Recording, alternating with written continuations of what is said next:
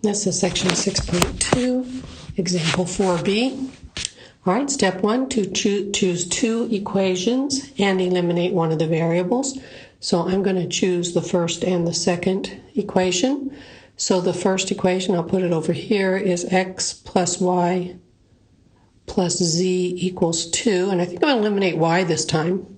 So the bottom equation, I'm going to multiply it by a negative 1 so that I'll have a negative y in there. So the y will be eliminated. So I get a negative 2x minus y plus a z equals a negative 5. Now I add these together and I get a negative x. The y gets eliminated this time. And then I've got plus 2z equals a negative 3, and I'll circle that because I'm going to need it later. All right, now choose two different equations. So this time I'm going to choose the first and the last. So I'm going to have actually let me take, what did I take before? I took the first two. Yeah, let me take the first and the last. So I'll have x plus y plus z equals 2. And the last is x minus y plus z equals negative 2. And I don't have to multiply those by anything because when I add them together, notice that the y is going to go away on its own.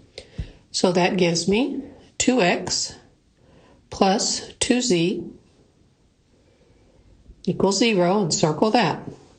Now I'm going to solve the system with my two circled equations. So I've got a negative x plus 2z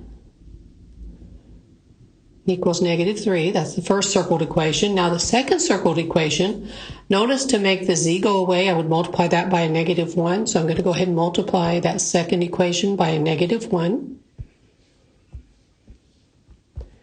And so over here, when I write my second equation with that negative 1 times 2x is a negative 2x minus 2z equals 0, and I add those together, and this time the z is eliminated.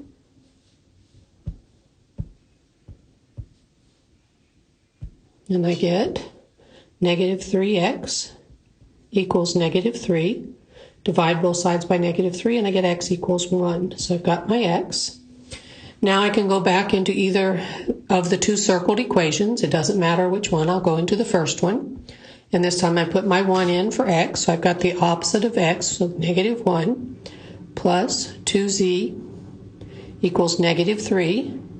Add 1 to both sides, so I get 2z equals negative 2. Divide both sides by 2, and I get z equals a negative 1. And there's my z, so I've got x and z.